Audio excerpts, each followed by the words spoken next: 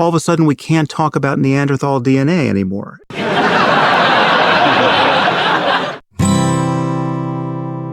I'm white, and I've got everything I need. No one clutches their purses when they're in a room alone with me.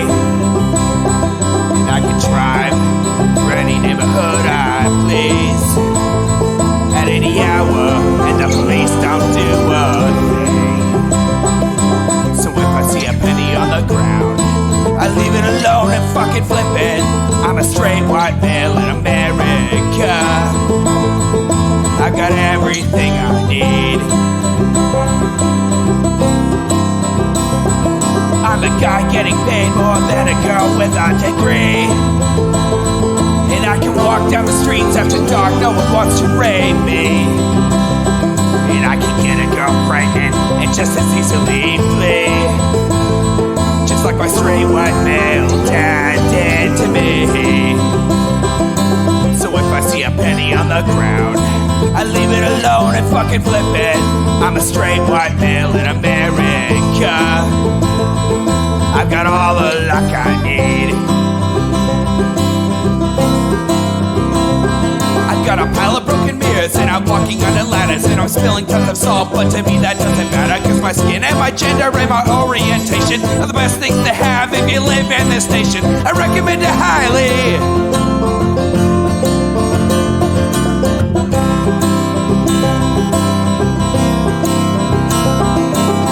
If I see a penny on the ground, I leave it alone and fucking flip it.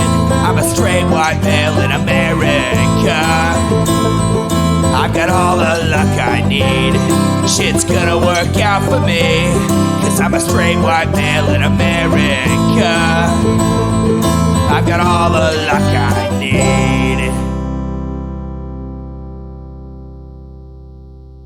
Hey everybody, welcome to the Intellectual Dollar Tree. We do this show live every Wednesday, 7 p.m. Pacific, right here on Twitch, twitch.tv/Echoplex Media. Also simulcasting some other places, but don't worry about that. We'll start talking about those if people start watching in those other places. You can support this project at echoplexmedia.com. Just click the support tab. HK will be joining us for Red Light tonight. I just did not know if our connection was going to be reliable. And if I'm having people drop during the stream, it's real bad actually for the podcast because it shows up on Spotify and that's weird. So again, HK will be joining us during Red Light from his new spot, no less. So we'll see how that looks. He says that he's slowly but surely getting set up. So that's not what we're here to talk about, though. And you're going to be real mad when you see what we are here to talk about. We're here to talk about, I call him Richard Hanna Barbera. It's Richard Hanania. He's being interviewed by someone I've never heard of named Keith Woods. And we'll kind of see how this goes. This is called The Origins of Woke. So I'm sure it's going to be, educational and for all and no bias, no bigotry, nothing like that. It'll be fantastic. Just a chill episode of the Intellectual Dollar Tree.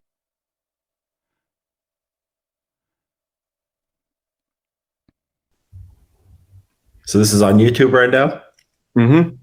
And we are live. I'm here with Richard Hanania. He's I guess you could say a rising star in politics and in the woke movement. I'm not sure you'd identify yourself as a conservative, but a rising star in Nietzschean liberalism.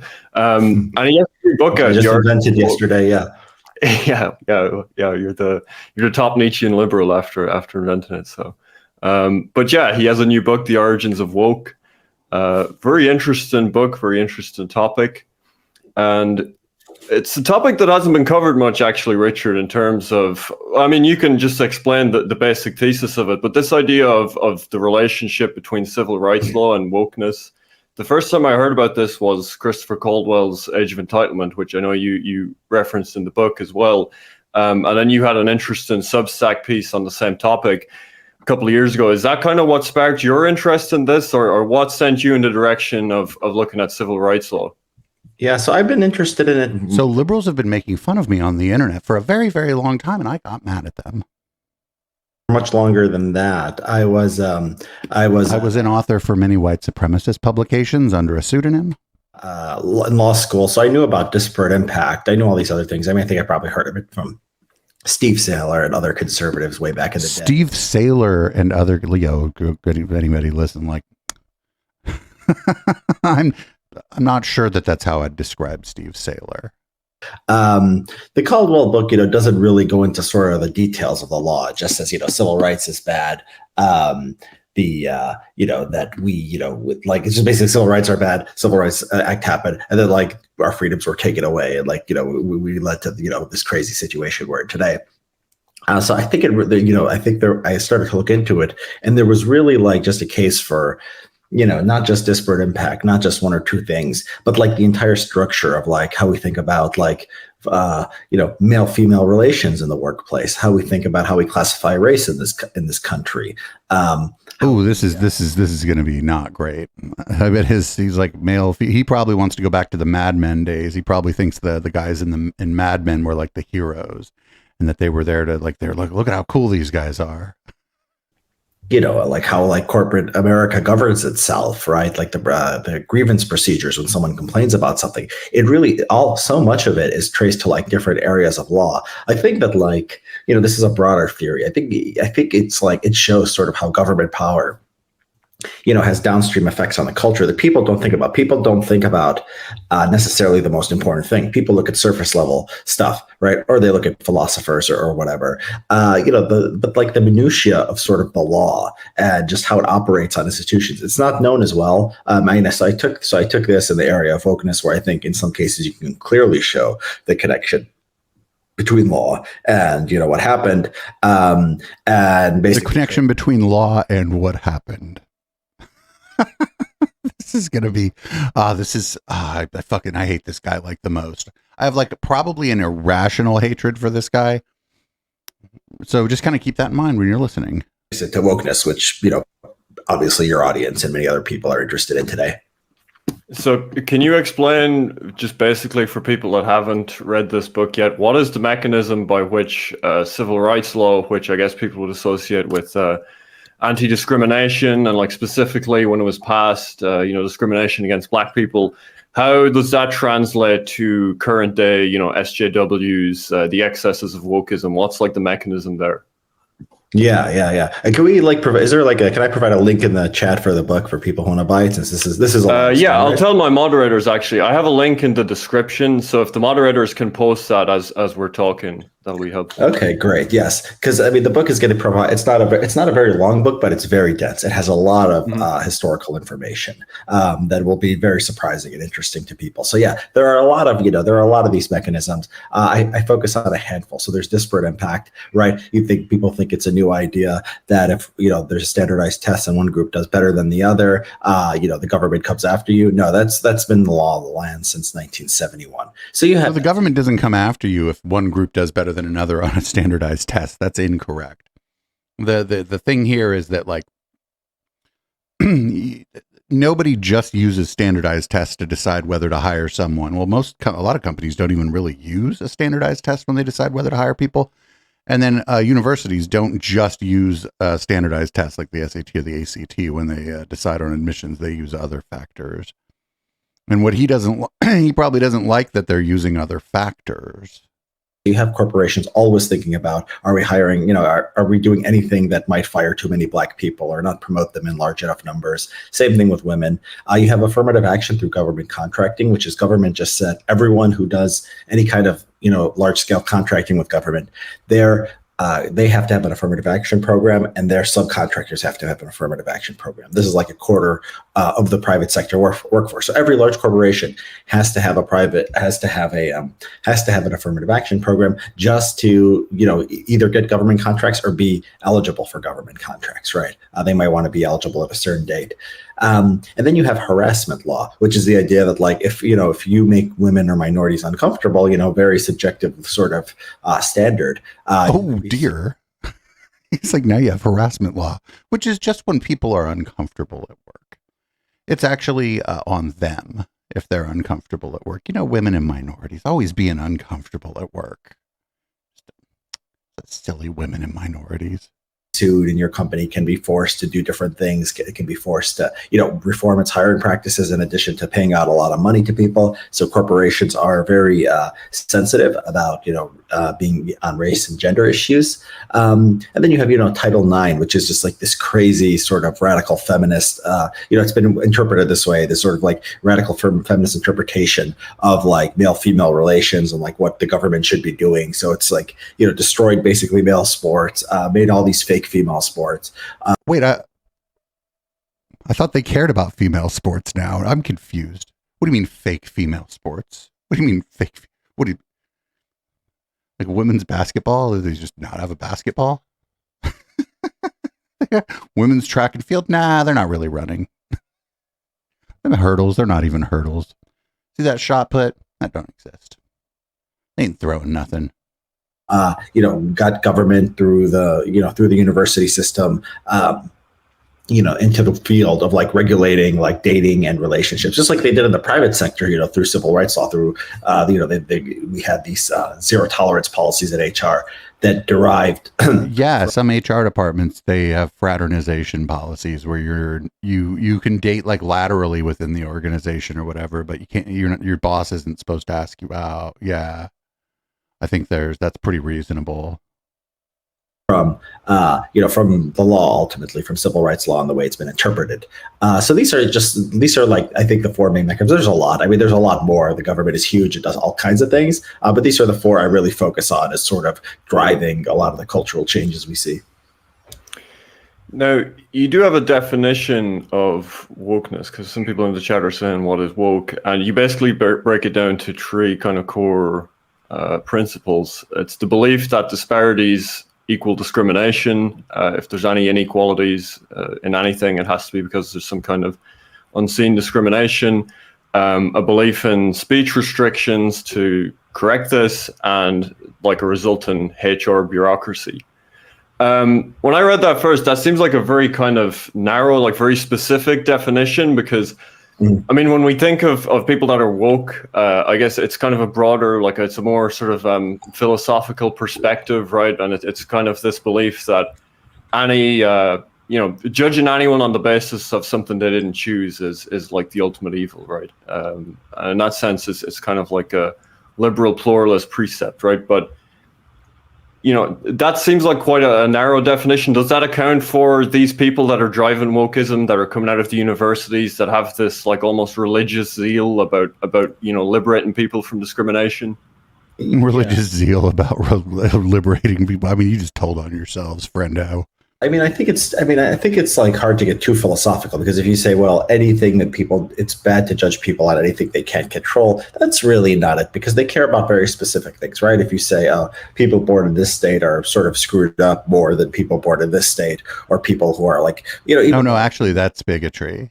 Getting onto Twitch and meeting people from the South and from like Appalachia and whatnot actually disabused me of some of those, what I would say, notions that I used to have about people from those areas that were in fact bigoted notions. So yeah, actually that's bigotry.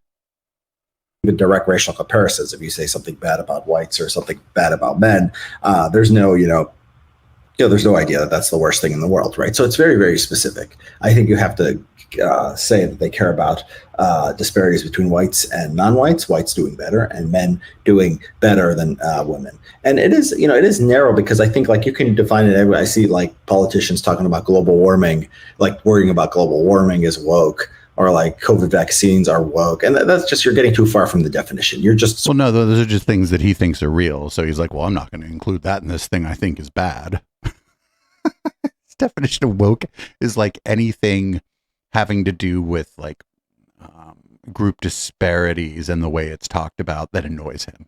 That's his definition of woke. Let's not get this twisted. Sort of talking about anything that sort of any liberal does, and it can't be that, right? I think we all know it focuses specifically on race and sex. I think we all know it has something to do with bureaucracy. It's something to do with restrictions on speech. I mean, I think that's clear.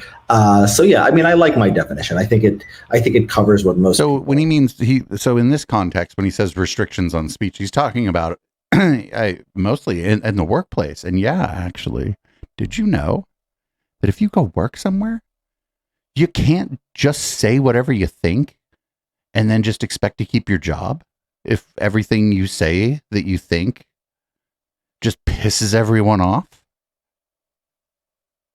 It creates a hostile work environment for everyone else and for you. Talk about when they mean woke, not the, it's not like too broad. It actually covers it. It's not like, oh, we have some neutral definition where like we also care about anti-white racism. We obviously don't. And then it's not some broad definition where, it's so broad that it covers everything. So I've had conversations with people about this. You can be bigoted against white people. You can be bigoted against anybody, but racism is a structure. And here in the United States, the structure tends not to disfavor white people. Yeah, well, I think it's good that maybe unlike other definitions that are very vague, Sorry, is our host attempting to sound like Elon Musk? I feel like the host is attempting to talk like Elon Musk. Specifically the kinds of policies that it's focused on and that it leads to. Now, you say in the book at one point, you say, at its root, the original push for quotas was based on sympathy for the situation of African Americans as they began to advocate for equal rights, white guilt over their plight, and a desire to make things better. And you do kind of present the offshoots of civil rights law into wokeism as kind of an unexpected downstream effect. Is that maybe overlooking the kind of disparity in where the elites were in terms of their wokeism at the time versus the general population? There was kind of a geopolitical element as well with the Cold War, where the Soviet Union is portraying like the plight of blacks in America. Do you feel like there's an element of it there as well with the disparity of the elites? Yeah, I mean, obviously the elites were far to the left of the public, and you see this in that's why you got a lot of these laws and court decisions in the first place. The elites were sort of, they were out of their minds in the 1960s and 70s on school busing and a lot of these. Whoa, school busing. They were out of their minds. They were like, well, we got to integrate the schools. And if the neighborhoods are segregated, we got to bus people into different neighborhoods to desegregate the schools. They were out of their fucking minds, everybody. Court decisions. I mean, they were just really, really out there. And I don't buy the Soviet Union thing. I mean, I think that's like something liberals wanted. Well, no, one of the Soviet Union did actually use racial animus in the United States in their propaganda. I don't know if they cared or not, but they were right. But one of the big ones they used actually was the battle of the sexes, as you would call it, men and women, because in the Soviet Union, well before women had, cultural equality here, they had cultural equality in the Soviet Union. Soviet Union wasn't perfect. I mean, it was a totalitarian state, but, men and women were equal to that totalitarian state. That was a big point of propaganda for the Soviet Union. Obviously, there was still misogyny and whatnot, but they were like way ahead of the United States on just equal rights for men and women in work and economic power to the extent that you could have economic power as an individual in the Soviet Union. And then they sort of used an excuse. Oh, we've got to be friends with, the rest of the world. Like, I don't, I just think that well, that's a good idea. Yeah. Oh, they sort of used the excuse that we should probably not have everybody else in the world hate us. That was just an excuse. It's not good policy to have everybody in the world not hate your country. Just an excuse to go woke. The elites were sort of they were anti sort of discrimination. They were anti Jim Crow. Already, and that was sort of like a convenient excuse. But you're right. Like this has been an elite. The rest of the world doesn't like how racist we are. So that was a convenient excuse to try to do things, some of which were good, some of which were bad, some of which were well-intentioned and misguided. It wasn't all perfect, right? But it was actually all just an excuse. They're laughing at us. Project, and it still is. I mean, it's still, elites are more into this stuff than the masses are, and yeah, that's the way it's always been. Yeah, and obviously a central part of your book is your focus on very specific policies, specific laws, and with that you're actually able to present solutions for how this could be changed. And I think that's what kind of separates this from Caldwell's book more, is you actually get into like, well, what's a way forward if civil rights law is the problem, which it wasn't really in Caldwell's book. Like it was a more basic presentation, but you kind of get into the nuts and bolts. But one thing you said is and you kind of alluded to it there, you don't put as much stock in these kinds of idealist explanations, or focusing on ideas of like whatever the Frankfurt School or whatever philosophers or influence in academia.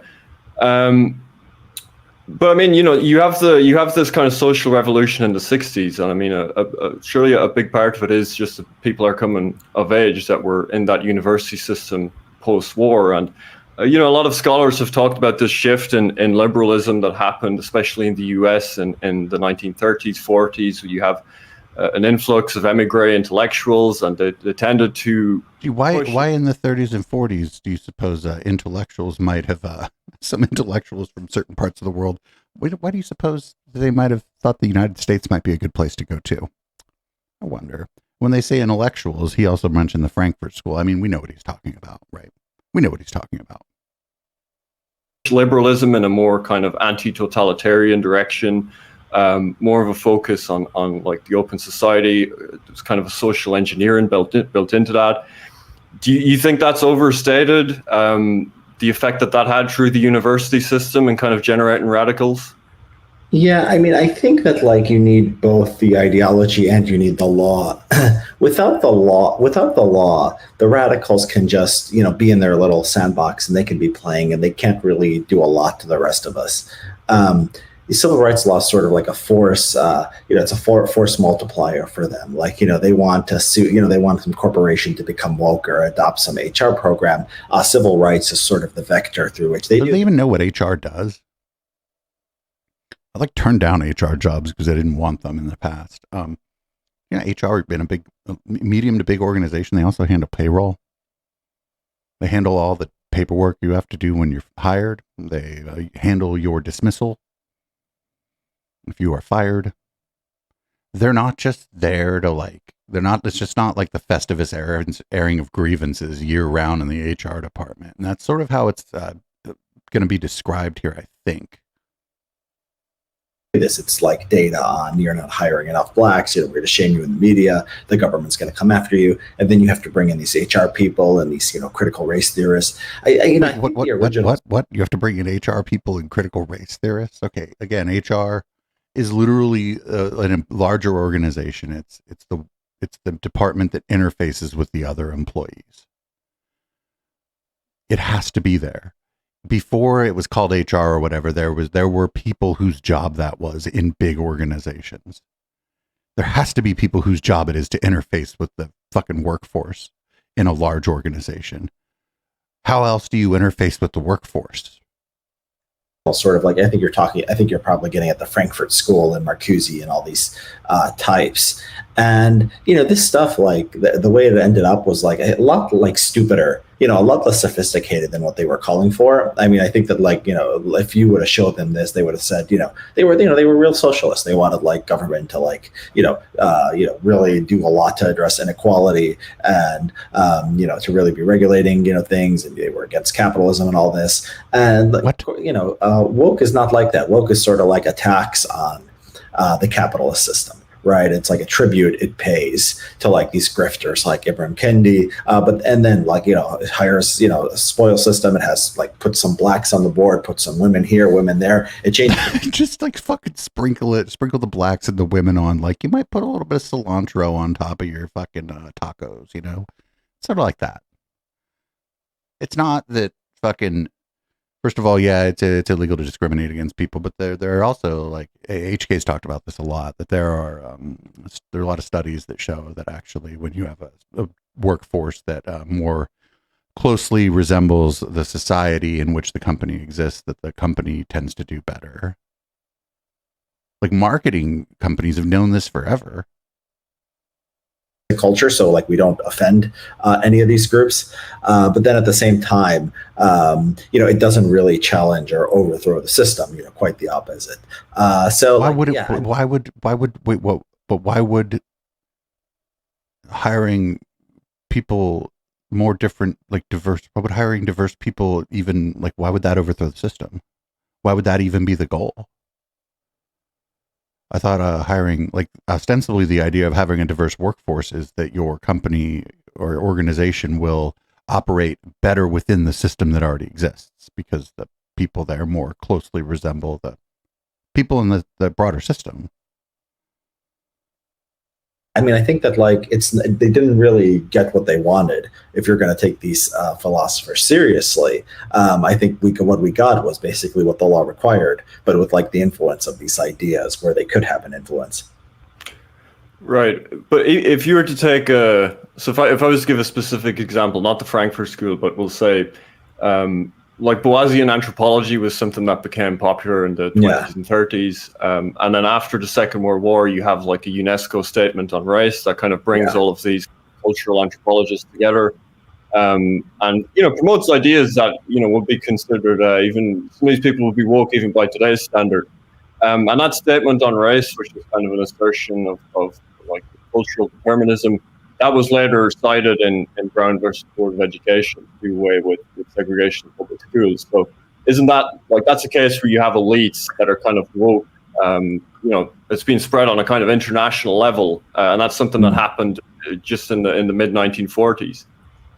Yeah, you're right. I mean, the Boasian anthropology and all that stuff. Yeah, denial of the reality of race, denial of heredity more generally. You're right. There was a very interesting historical period in the early 1990s where this stuff became acceptable to talk about. So like the bell curve, go back and look up the New York Times review of the bell curve. It was very positive. I mean, it was very positive. It's really incredible. Well, that's because the New York Times was wrong. The bell curve got panned like really badly from the jump. And it wasn't just that like the prescriptions in it were kind of bigoted. It was like that the data sets were dumb. And some of it was contradictory. To imagine today. And like intellectuals were taking it seriously. The New Republic, I think excerpt. Real quick, Sean, Skullhead Sean on YouTube did a fucking very long, very good video about the bell curve. And he looked into the data sets that were being used, and some of the sample sizes for some of the locations of people were like under 40 people. Under Andrew Sullivan. So I think that there was this time where like these things were at least talked about and like could be taken seriously. And so like sort of, you could say like free speech sort of was winning. I mean, like good arguments were beating bad arguments. What also happened in the 1990s, and I haven't written about this or thought about this much, but it's sort of the timing makes sense, is that this is when the civil rights, I talk about the Civil Rights Act of 1991, which, there's details are in the book. It expanded and made like punitive damages. It made it much more expensive to be racist or sexist, especially sexual harassment. It became much easier to sue for sexual harassment. That goes up. So you have like the culture going in one direction and the law going in the other direction. And eventually like the law wins because the culture sort of shifts, but the legal regime stays, and like the new people you hire and like the legal incentives, they remain. Right. And so you're right. You can point to these ideas and they're very, they're very bad. They were pushed back on. There was like a period of time where like Richard Herrnstein was writing in the Atlantic. I mean, Herrnstein was the co-author of the bell curve. I mean, now it's just terrible. Now it's just lies on top of lies on top of lies, especially the last, 15 years or so. It's gotten really, really bad. I mean, these things matter. These things matter. If it wasn't Boasian anthropology, it would have been some other nonsense. I just think that like, there's just like this denial. It's like just dismissing an entire field of inquiry because he doesn't like what they have to say. I'm like, fuck math. I don't like what they have to say. Always been there, right? Communism is the denial of reality that, there's like smarter people and dumber people overall, right? And then like this impulse like went to, race, right? And it's often the same people with the same ideas. And yeah, I mean, you're right. I don't think even like this idea of smart people and dumb people. I think people, I mean, barring like cognitive, people who have got cognitive issues, barring cognitive issues, I think people are just generally good at different things. And there are people who are, able to maybe solve new problems more quickly than other people, but it depends on what kind of new problem. Anthropology, I actually do think it was I think it was like it became the sophisticated view that like race doesn't matter. I think it was like earlier. I mean, I think it was I think it was pretty early. Even like segregationists and stuff. They would talk about when like it's just about time. It's just about educating blacks, and it's going to be exactly the same. And they were even like putting saying it's going to be a long time period. So this stuff had broad acceptance, I think, just because of sort of people just they want to say things that sound nice, and it was one of those things. Yeah. Now another thing you cover in the book is how this led to the swelling of HR departments. And that definitely seems like something that's... well, HR departments have gotten bigger as corporations have gotten bigger and had more employees. You need bigger HR departments as you have more employees. Kind of unique to America. I don't think you get these massive HR departments as much in companies in Europe. You covered that a lot. Well, Europe's just the structure is different. The structure is different. In Europe, for example, in most European countries, unions have a lot more power than here in the United States. On this topic as well. So how did like human resources become this army of people that enforce the latest trends in wokeism? Yeah, so HR have a couple graphs in the book that show the rise of HR. It just goes like this after the civil rights laws become what they are. And you're right. I mean, the corporations and managers and CEOs, they're mostly focused on making money. They're focused on the direct task in front of them. And they don't know like exactly what the law says. It's all very complicated. So you get lawyers and you get HR specialists who are sort of there to interpret the law and tell them what they want to hear. Now, the HR people, like they have their own interests, right? They want to expand their own empire. They want to have power and hire more people like themselves often. And like also it becomes like a thing where like every corporation is like trying to protect itself and looking at what other corporations are doing. And they have to do at least as much as the next guy. And so you do get the rise of HR, you get HR. Companies that are of a similar size and have like a similar kind of workforce might have a similar type of HR department. They're not like, I don't think that's like keeping up with the Joneses, where the Joneses bought a new Mercedes, so you got to buy the Beamer. I don't think it's like that. I think it's just that they're going to be similar if the companies are similar size and do a similar thing and have a similar type of workforce. Becoming more intrusive, and it's not like they're like an army ready to be activated. It's not like when George Floyd happened, like HR, like they're everywhere. They're doing all kinds of crazy things. They're telling them, no, he's wrong. That's the fucking marketing departments of these companies that were doing. They were messaging about this. If the company said anything at all, it was the marketing department. It was not the human resources department. Give all this money to Ibram Kendi or BLM or whatever, and they're just there. They're just sort of like these commissars, like the Soviets and the Chinese still do today. They put these commissars in like companies to like make sure they're enforcing the party line. HR sort of became like that. I don't want to say all HR, all people who work HR are like this. Some of them do payroll and like normal stuff, but a lot of them, are focused on sort of cultural. Mostly what HR does is payroll and what he's calling normal stuff. I just can't even fucking believe this guy. Oh man. Social engineering, and then like especially DEI. Once you get that, of course, that's ideologically selected to have crazy views on race and gender. Mm-hmm. Yeah, I mean that definitely seems like an important mechanism that people have missed, and these talk of the culture wars is how easy it is to do these lawsuits where lack of evidence doesn't really matter, so you have to kind of prostrate yourself and show that you're ideologically committed to egalitarianism. So as far as you mentioned there a little bit like the ESG and some of like the woke aspects of corporations, that's something that's been talked about a lot recently as well. Like, BlackRock have all these ESG requirements for companies they work with, and these terms like DEI, all this stuff. Is that something that's downstream from civil rights law, or is this a case where corporations are kind of working by themselves to kind of push wokeism, or does this tie back to civil rights law as well? This is sort of Vivek talks about this. He actually was the first. I mean, I first started hearing about ESG. I didn't know how big of a deal it was until that. No, I think that is. It seems like it's. I haven't done as much research on this. It still seems like its own thing. It seems like there was this mindless sort of march towards.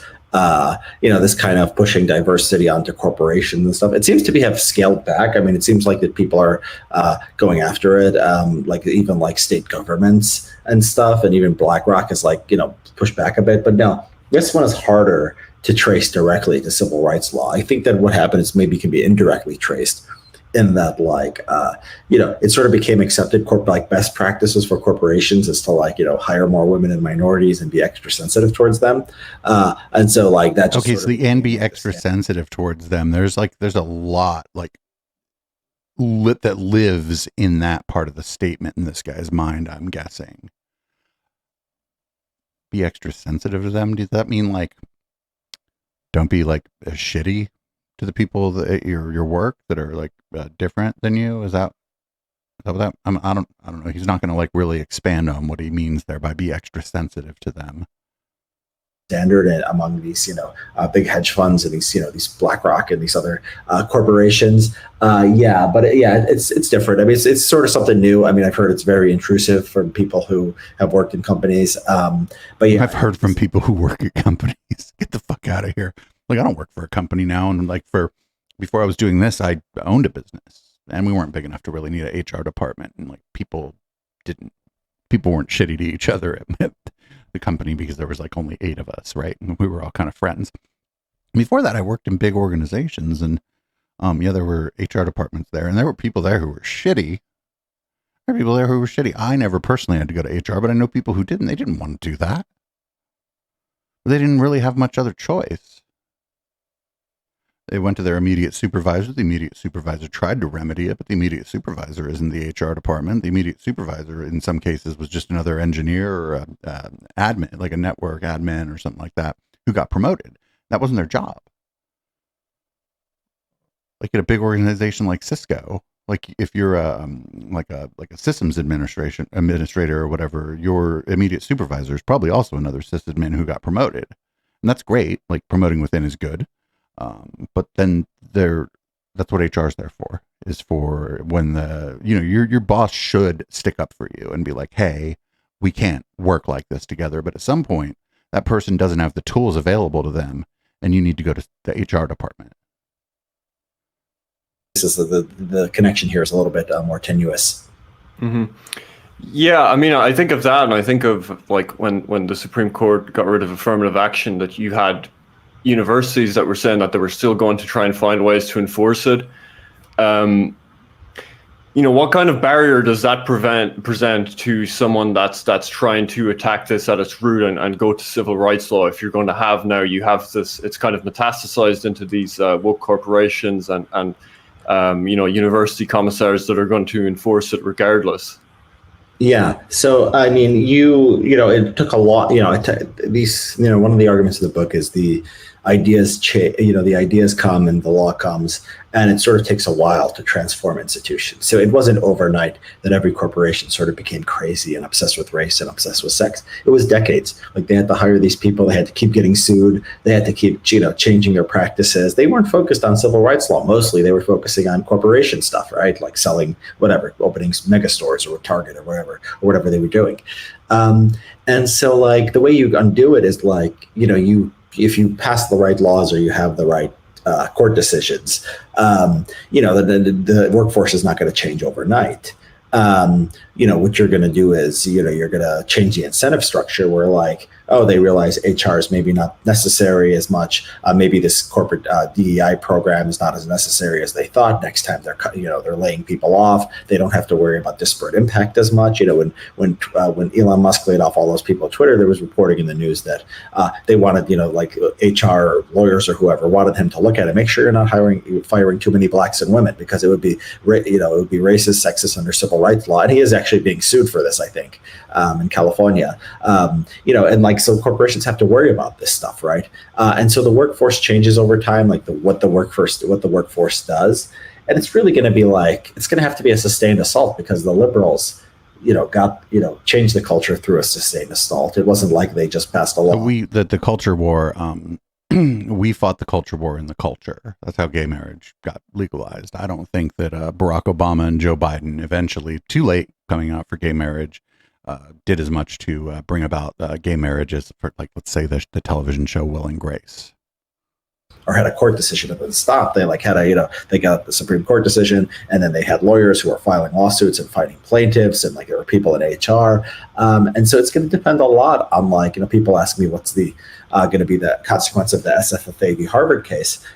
And I say it depends on who wins the presidency and who's appointing the judges next time, because liberals will read it in a way that says, oh, it's actually doesn't apply that broadly. You can actually get around it. And, conservatives judges are going to be, for example, more sympathetic towards lawsuits where whites or Asians accuse corporations of discrimination, right? That could be an actual concern, but it depends on if the judiciary is actually receptive to such arguments. And so which way it goes, really, it is a political battle. I'm optimistic on this stuff because it was a one-sided battle for so long. It was just liberals I don't think they were thinking, not that they were thinking about civil rights, not like every liberal like Obama or whatever, but the people who were thinking about this stuff were on the left. So there was a civil rights sort of plaintiffs bar. There were, leftists, race activists. And now you have I think we've made it, I've made it, and other people have talked about this, have made it so that conservatives understand, that civil rights law is a problem, right? That acknowledgement wasn't there. 10 years ago, diversity was seen as sort of nonpartisan, like a conservative, like a Republican or a Democrat. Wait, what does he mean 10 years ago? Diversity, 10 years ago, if you remember, 10 years ago, Gamergate was 10 years ago. And that was a huge cultural moment. Diversity, that's fine, right? There was no pushback. Now it's such a polarized word. It's diversity is just, okay, it's something that liberals do and something that liberals like. It's something conservatives don't like, right? Or, whatever diversity, we know what it means. We get it. It means abolishing standardized tests, training's about white privilege, and so on. And so that's the reason to be optimistic. It's even if, it's it was not even a battle before, and now you have both sides. The issue becomes polarized. That means things are probably not going to be as bad as they used to be. Yeah, I am kind of surprised by the progress that's been made in that regard. I mean, the first time I heard of Caldwell's book and that, I thought, that sounds like challenging civil rights law. That's something you'll never win with conservatives, right? It's a bridge too far. But now you have these guys I think Vivek has become very critical of the Civil Rights Act. I don't know if he wants to abolish it or what his specific policies are, but he's certainly spoken critically of it. So it does seem like something that's kind of entering the mainstream in conservatism increasingly. Yeah, you're right. No, you're absolutely right on that. It was crazy because you say civil rights are bad. Yeah, 10 years ago. I mean, I don't think, your audience, you're young. How old are you? You're 25, right? 28, yeah. Okay. All right. You're still pretty young. You're old enough, I guess, to remember around 2010 if you were paying attention to politics then. To say civil rights were bad or more minority representation was bad. That was sort of. But wait a minute. No. There were people. It was a very few, but there were people in the Republican Party that every time I forget what it was came up. Was it civil rights? Something about Civil Rights Act had to be re-ratified or something. I forget what it was. But they were voting against it. Famously, Ron and Rand Paul. It is crazy. I think that the Great Awakening, I think woke people up because, ironically, because it became people saw that they were nuts. It was every New York Times article, Washington Post article was just racism, sexism, structural discrimination. People on the, on the alt-right people and stuff used to pay attention to this stuff. And they saw it, and it was just like, it wasn't so obvious that like everyone recognized it. But then like it became like by like 2015 or 2016, like rise of Trump, and even before that, it was like anyone who reads a newspaper, anyone who watches a TV show, right, like can see that like this stuff is just, I mean, people with kids in the education system, they could just see this stuff was being shoved down people's throats.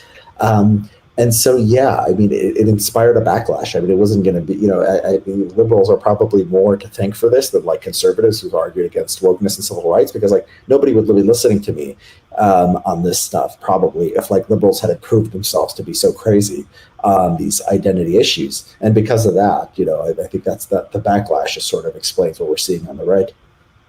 Yeah, one thing that I found very interesting in the book actually was when you went over kind of the history of how conservatives treated civil rights. And something I learned that I wasn't aware of was actually how much worse Nixon made it in terms of accelerating it. I've always had kind of a soft spot for Nixon as U.S. presidents go. I mean, I actually do too. And Nixon, the EPA, normalization of relations with China. He was a scumbag, but he did some, like the EPA and the normalization of our relationship with China. Those were huge. Yeah, but I don't think that's what he's talking about. Yeah, I mean, you make a pretty good case that he really accelerated this, which is interesting because I always associate him as like he ran on this wave of like silent majority, and I guess he had a mandate to push back on this stuff. Yeah. So yeah, what explains him making it so much worse? Is it just straight voter betrayal? Was it Yeah, I mean, he's sort of. I get at this a little bit in the book. He's sort of not his fault. I know, you listen to like the Nixon tapes and stuff, he was clearly not woke, right? He wasn't built liberal on, race issues and stuff.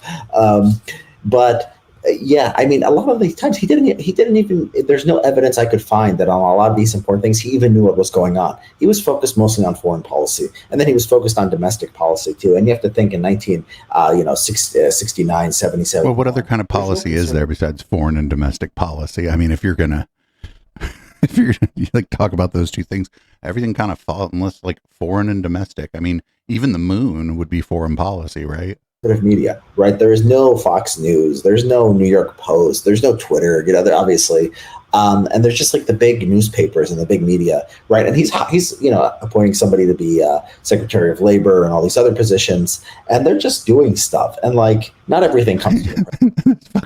He appointed a Secretary of Labor and all these other positions in his cabinet, and they were like all doing stuff. Fucking kidding? Yes. That they're doing stuff.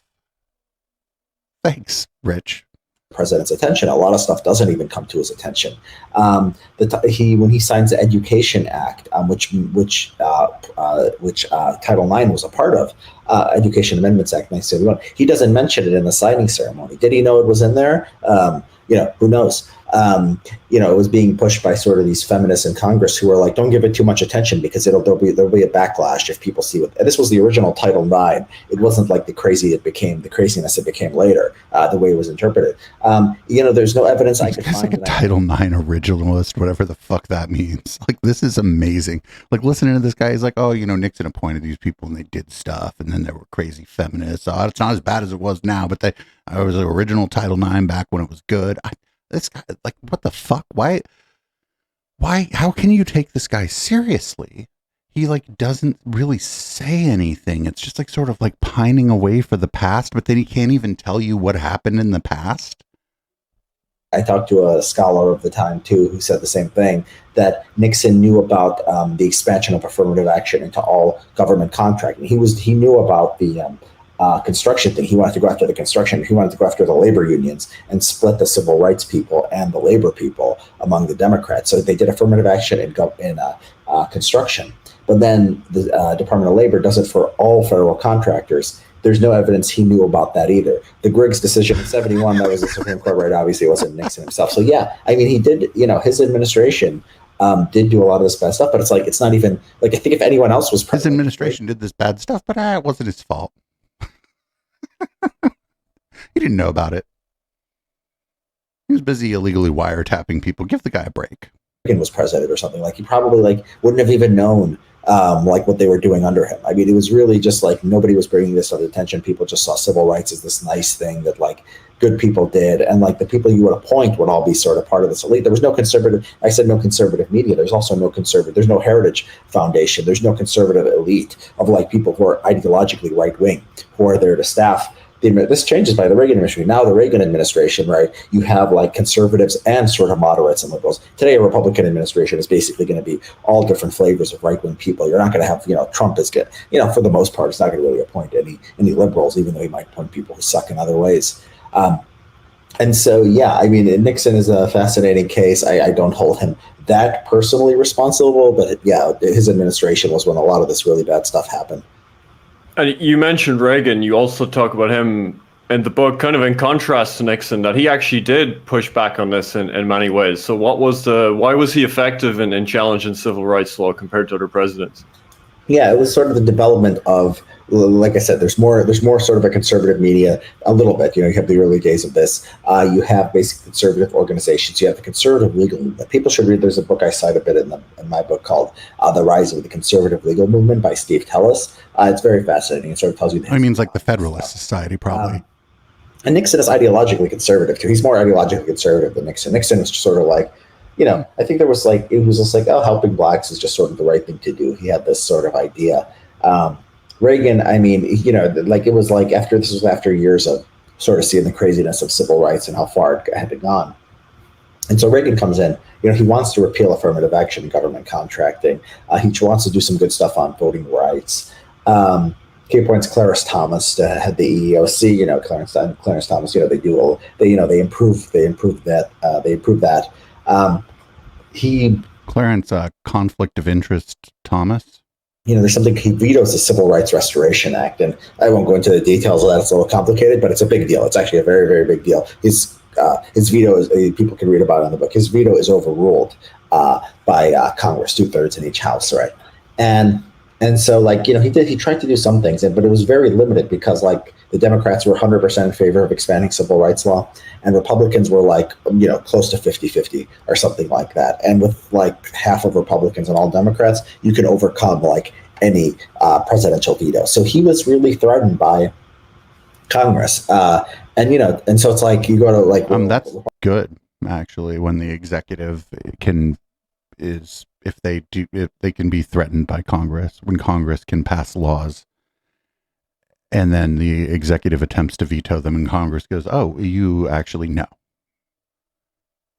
That's good. That's how it's supposed to work.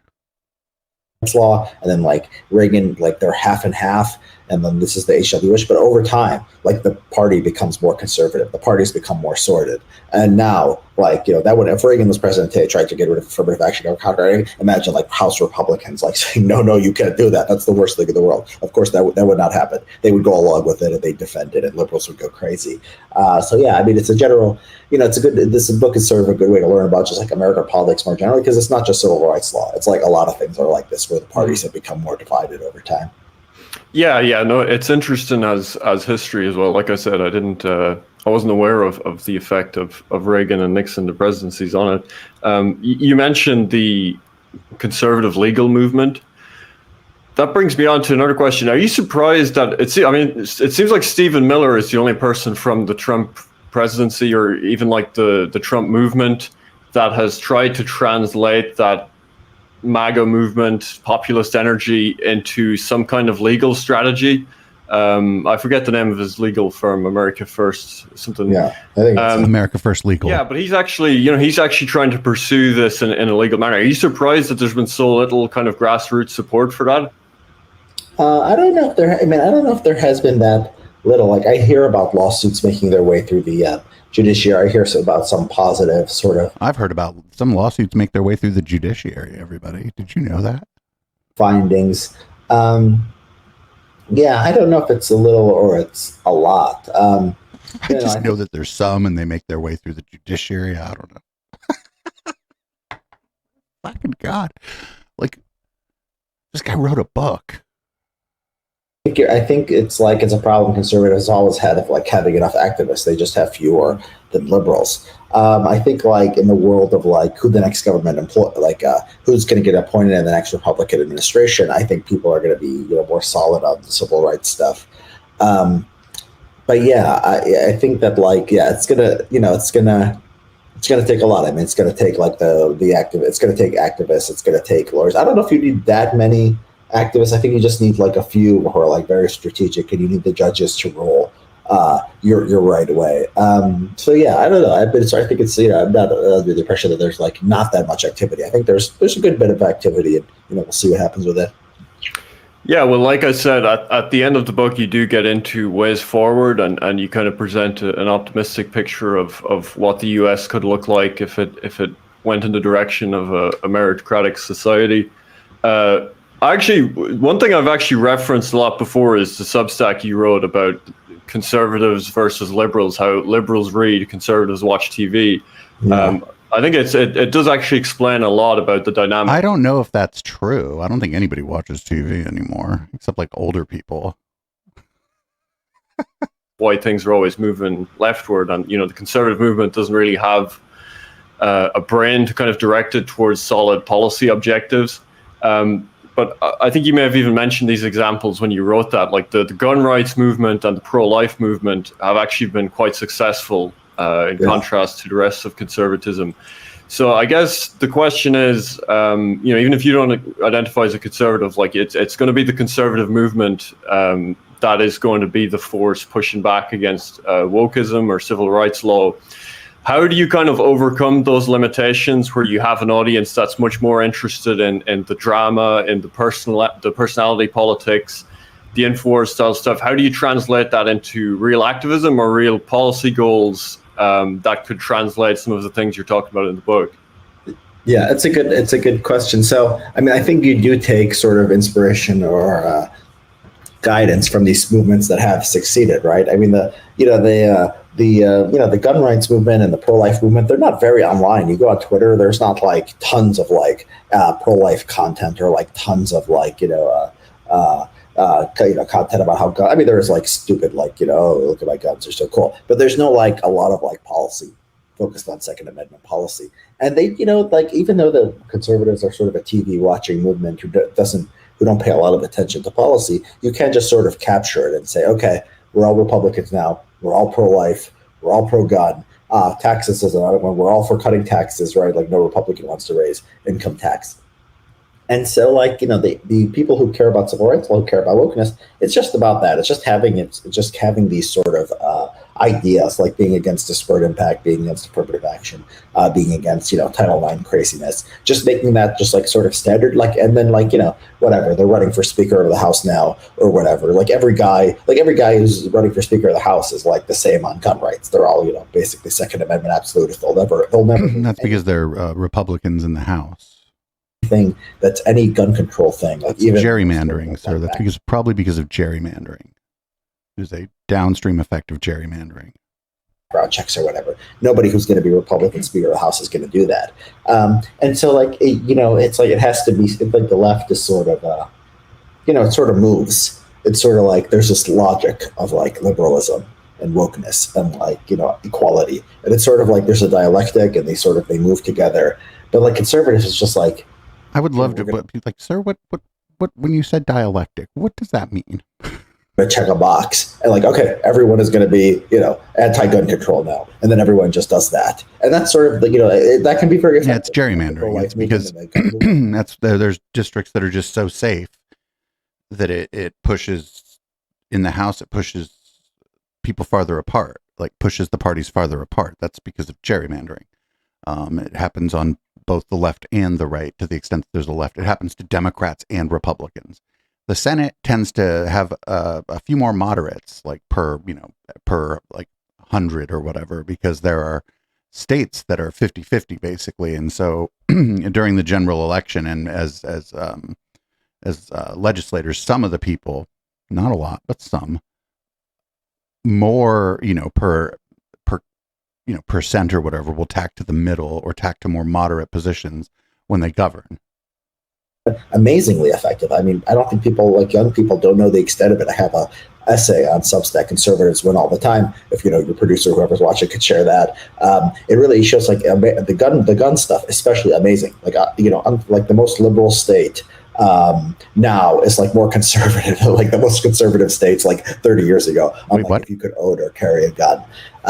And so, yeah, I mean, there is hope for people who want to see sort of change in a right-wing direction.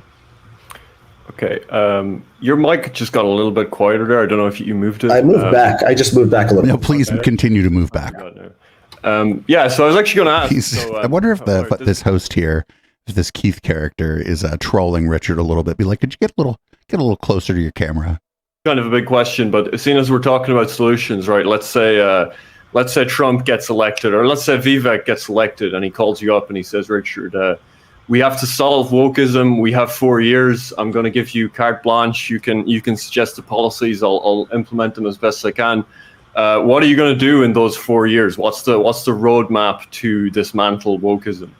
Okay, so there's these things that you could sort of just do on day one, just within the administration, and there's things you could do down the line, right? So I have a chapter on this, but like the first, Executive Order 11246, that's affirmative action and contracting, that can be done right away. Vivek has actually promised to do that first day in office. I think Vivek is not even going to crack 5%. You'd see DeSantis or Trump, if they got any pressure, they would also sort of rework that. You can, you just keep appointing the right conservative judges. They're going to have to rule on disparate impact and stuff like that. Just stack the federal judiciary during the Trump term. I mean, McConnell did a good job of just moving judges along very, very fast and just getting them there and just having as many as possible. I think you keep doing that, and then people like me tell them about, what Title VI and what Title VII, Title IX, disparate impact, what to do on all these things. You can get rid of the disparate impact standard within government, and so that could be something you could do. Legislatively, if you can get the laws passed, you can go after you can first just go after ban race in government, decision making. You could just go straight. There was talk of doing, there was something like they called it, I think they might have called it the Civil Rights Act of 1995 or 1996 or something like that. There was talk of congressional Republicans doing this in the mid 1990s. It never went anywhere, but they were talking about banning government. I talk about the history of that in the book too. The time could be ripe for doing that again. Or at least trying it, have a better chance this time. And then a lot of the incentives of civil rights law, the harassment law, I think you got to really have these decisions that just sort of scale that back, bring the First Amendment into it. We brought the First Amendment into sort of political speech and Citizens United. You need some cases like that for civil rights and harassment law. And so, yeah, there's a lot you can do. None of it is sexy or very fun. I mean, if anybody knows sexy, it's this guy. Or something like that. But yeah, I mean, I think this stuff would have a major impact on the culture. Is that something then that, let's say you have elites that are concerned about the direction things are going in, and they're worried about the excesses of wokeism, maybe how it's going to impact their business dealings. I think we're seeing a lot of examples like that now with all the lawsuits Elon Musk is undergoing. Is that something where, say, elite pushback could be directed against if there was an NRA of anti-wokeism, if there was some kind of NGO that was? I mean, there is sort of an NRA. There are a couple groups that I would call the NRA of anti-wokeism. Well, the first one that comes to mind would be Moms for Liberty, right? That would be sort of the NRA of anti-wokeism. They're not as big as the NRA, but it's the sort of the same model in some ways, different in other ways because times change, and the NRA is actually less impactful than it once was. And civil rights law, is that somewhere where there's an opening in the conservative movement? Yeah, I mean, if there was an NRA for civil rights law, I mean, that would be great, right? I mean, the gun people and the the gun people and the pro-life, I mean, they really care. They do organize. It's different from what me or you do, right? You do pot, you do, you stream. I wrote this book.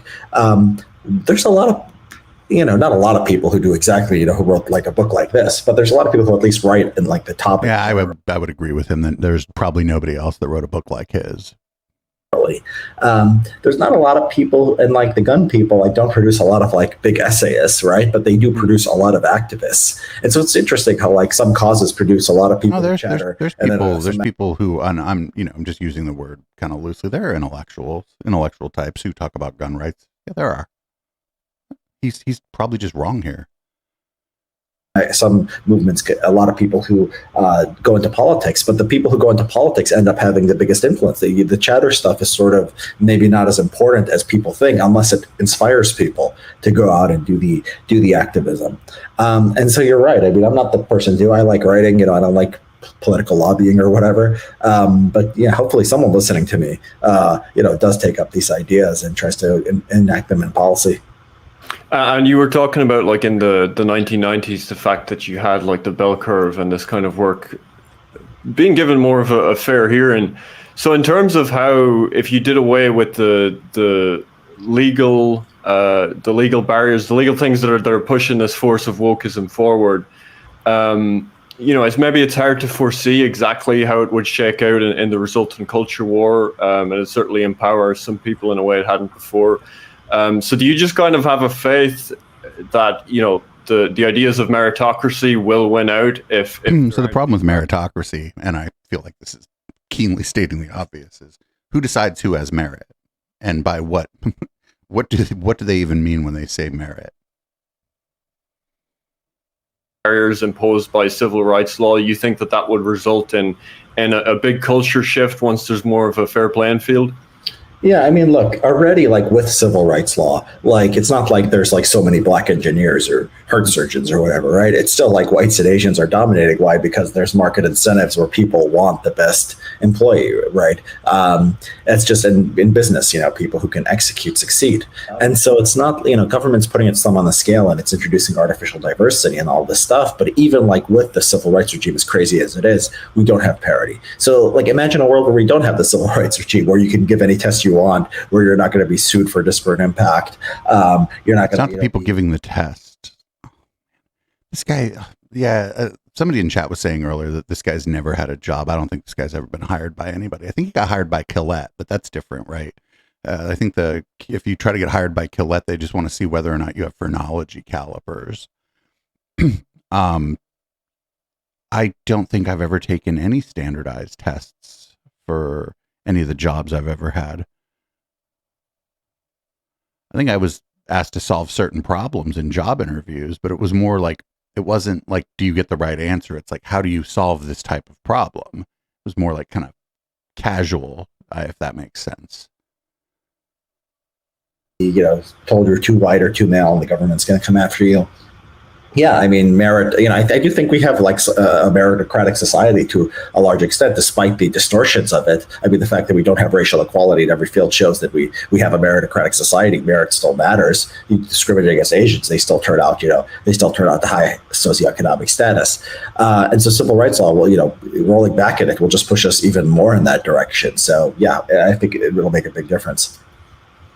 All right. Now, one thing I noticed a lot of people actually that were disagreeing pointed out is they said, well, if wokeism is about civil rights law, why is Europe so woke, right? Britain and Sweden and Germany, these countries, you get just as many examples of these crazy SJWs and woke policies and so on. Do you see that as kind of an offshoot of civil rights law created this culture of wokeism in the US? And then, of course, just with the media and cultural power and so on, that kind of necessarily translates to Europe? So people make this argument, but, like, Europe has speech codes. So it's like they have law, they have woke law, right? They have law where, like, if you say the wrong thing, I just posted on Twitter the other day, Ellen Soral, is that his name? He went to jail for 60 days for calling a woman a fat lesbian in Switzerland. I mean, it's crazy sort of how restrictive. So, like, Europe has laws. They're different kinds of laws, but they are laws sort of pushing sort of a lot of the same ideas. Like, I'm sure it's illegal to talk about race differences probably in an explicit way. Even I've heard it can be iffy to talk about sex differences. I don't know if anyone actually gets prosecuted for it, but I know, like, at least by the letter of the law, like Denmark says, you can't say men or women are different or something like that. So they or something like that. The law says, or something like that. That's what the law says actually in Denmark. It's like, hear ye, something like. And maybe I should write about this because whereas something like, but, like, yeah, they have laws too. They're just different. But I think their corporate environment is actually less woke from what I hear. Like, I was talking to Eric Kaufman. Well, there's less. There's okay. So, like, in most places in Europe, the unions are a lot stronger. Like in Germany, for example, the board of directors of any company over a certain size has to have labor representatives on the board of directors, and that sort of that the thumb gets on the scale in that way in those societies. It's just a different method for the thumb of like the average person being on the scale. It's a shocker. Different societies are organized in slightly different ways. Or the UK for a really long time, and I ask him, like, in your corporation, like in your universities, like if something happens in the news with refugees or sexual assault, there's some liberal cause. Like, does the administration send everyone an email saying like the university takes the liberal position? Because that's what they do in America. If you're at UCLA or Stanford or Harvard, you're getting tons of emails. Oh, refugees are in the news. We all stand with refugees. Oh, sexual assault. Oh, BLM. And he's like, no. Sexual assault, we are against that. You get an email, hey, everybody, there's a sexual assault happening on campus, and maybe some of you are into that, but I think it's bad. I don't know. Universities like don't do that in the UK. Now, the UK, the police will not come to your door and arrest you if you say anything racist, right? But then the university doesn't do that. So like, are they more woke than the US, or are they less woke? In certain ways, they're more woke. In certain ways, they're less woke. But they're woke or non-woke in ways like sort of consistent with the law, right? So I take that Again, as sort of shocker. evidence. Societies organize themselves in slightly different ways, or sometimes dramatically different ways. I am stunned That the law does matter a lot in how institutions end up behaving. Mm-hmm. Yeah. I mean, that's definitely a role. I guess it's just like what's the kind of causal. It doesn't seem like there's necessarily like a causal relationship where if you have harsh speech laws, that's going to like create this huge base of like activated left-wing activists that then want to police speech. Yeah, they have that in France, right? They have these people who like keep suing, the same people over and over, and having them pay fines, right? So yeah, the law, we don't have that in the U.S. because we don't have speech codes. Mm-hmm. I'm just going to read one of the super chats that came in. If people want to send super chats, the link is pinned. I also have the mods post and the link to the book in the chat if you want to buy it. I think it's bestseller in a few categories on Amazon right now. So well done on that. Let's see if you guys can move it up the charts. The Amazon updates quickly, so it's 17,000 in books. I want to see let's get up to how much the Zoomer live streams matter. Serena JB just said, thanks for everything you do, Keith. Patreon Saint, you kind of asked like 3 questions in one here, but I'll narrow it down. He said, Richard, what are your thoughts on wokeness's origin in relation to civilizational cycles like Turchin or Spengler explained, or spiteful mutant and dysgenics theory, like related to the work of Ed Dutton? So there's a kind of a few questions in one, but do you see this as like the broader, civilizational cycle, late stage civilization? I think Turchin is a charlatan. I don't buy Turchin's theories at all. People can search my Twitter. They can search for Turchin. I think it's silly, and I've explained why. There's no science. You look at the graph of like human development. It's like the global GDP. It's like nothing. You see this 1700 goes like this, right? There's no cycle. Like there are cycles. Obviously, like, but like GDP is like an arbitrary like measurement that the people in power decided they were going to use to measure society in a specific way. It's useful in some ways and not useful in other ways. Fall, but like the idea that this guy has like a theory that can sort of explain Rome and explain America, and like what caused Rome to fall is going to be the same thing that caused America to fall, even though it's been like it's like we're a completely different civilization with thousands of years of economic and technological development. That stuff is but that's not talking about GDP. I think that I don't know the work he's talking about, but I would assume that he's talking about empire. And empires do tend to fall for the same reason. They spread too thin, essentially. I don't think people should take Turchin seriously. Spiteful mutant theory, I haven't really read. So I've read this essay called Bio-Leninism. Is it similar to that idea? It's a little bit different. The bio-Leninist is this kind of NRX idea that elites like try and combine as many minority groups as possible that have resentment for the majority. The spiteful mutant thing, that's Ed Dutton and I forget the guy's first name. Is it Tyrone Woodley? But it's basically the argument that because we're past harsh Darwinian selection with the Industrial Revolution and very low childhood mortality, that there's an excess of mutational loads in people that would have been. So eugenics. It's eugenics. There's an excess in mutational load in people because, the wrong people are able to reproduce. I hope I'm not being too, I hope I'm not coming in too bad a faith there. Selected out due to like early infant death before, and these people with high mutational load tend to be more mentally unstable. They're drawn more to far left ideas. We have studies on that, like the correlation between mental instability and narcissism and left wing authoritarianism. So it is kind of an argument about like a cyclical civilizational theory again, and that almost like if you get too comfortable and there's too it's that fucking what is it? Hard times make strong men make good times make weak men make hard times. That they're doing that one now. Right, that you're going to get like a large mass of people that are drawn to these dysfunctional ideas. So this is just this sounds like this Gen X causes sort of wokeness and liberalism, and I think the idea that harmful dysgenics. This is now it's just straight up eugenics. Dysgenics, they mean the wrong kind of people having kids. That means that like if you're poor, your kids don't die from you being poor, or if your kid is born with some sort of illness, they don't just croak right after they're born, because we have high quality modern medicine that's not necessarily available to everybody here in the United States. But genetics is ongoing, I think, is true.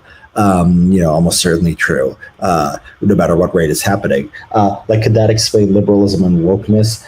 I don't know. I mean, like higher income people are actually more woke than lower income people. So maybe the backlash to wokeness is sort of the spiteful mutants, right? A lot of, these sort of, it's like, these, a lot of poor rural whites left behind areas, they have terrible, they have high obesity, they have terrible test scores. And a lot of those are some of the most anti-woke people there are, just because they're sort of tribal. Like wokeness is like sort of only there for, it's only accepted by among whites, among really sort of more well-to-do whites.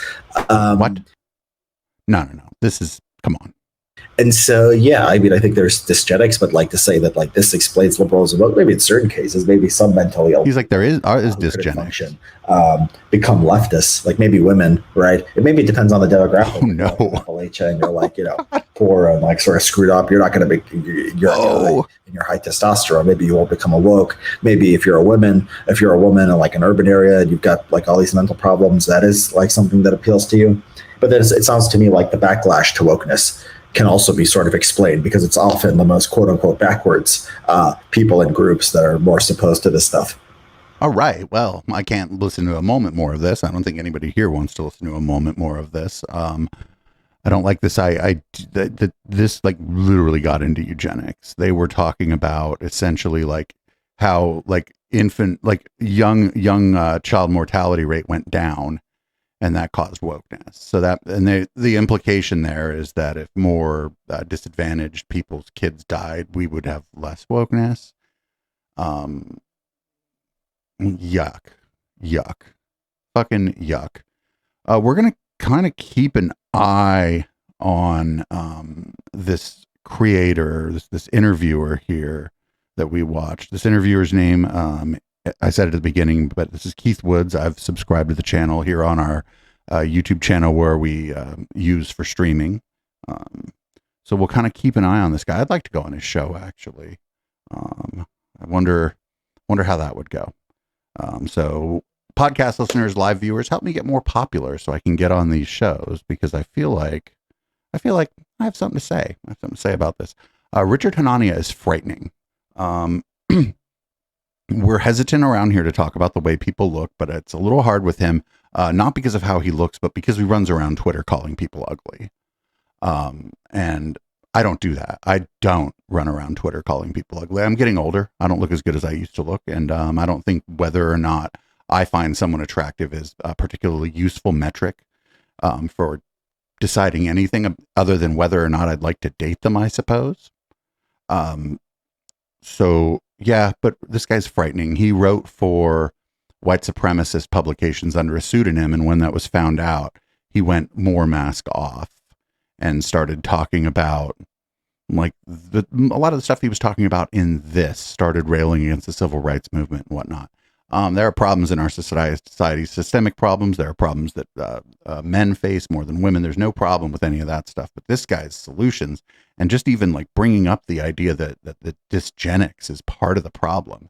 That's eugenics shit. That's just, dysgenics is the opposite of eugenics. It's where essentially we let too many people live, too many of the wrong people live. That's sort of what dysgenics means. It's probably not the dictionary definition, but I don't believe I am wrong there. So with that, I'm going to let you podcast listeners over on Spotify, Apple Podcasts, etc. go. Thanks for listening to this podcast.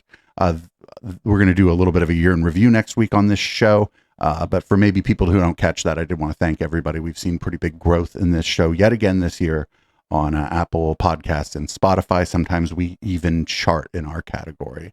And that's pretty fucking cool because me and HK are just polemicists and shit talkers and former new atheists. So thanks, everybody. You can support this project by going to echoplexmedia.com, click the support tab, or go directly to eplex.store or patreon.com/echoplex. Sign up to $5 level. You get all of our podcast recordings in their entirety, including the post game. You get both the audio and video of that, and you get that a day earlier than the podcast comes out on the podcatchers. Also, there's cool merch in our merch shop, like this tinfoil hat I'm wearing. That's at eplex.store. Thanks, everybody. And as always, shout out to the chat room. See everyone who's hanging out live in the post game. I got to change the color of the lights in this room. I got to maybe go to the bathroom, and I really got to change the content of my beverage after what we just watched. I don't have time for a shower, but that would be good as well. As always, to end the intellectual Dollar Tree is Boomers by Periscope. We may start thinking about new theme songs in 2024. See everybody on the flip side.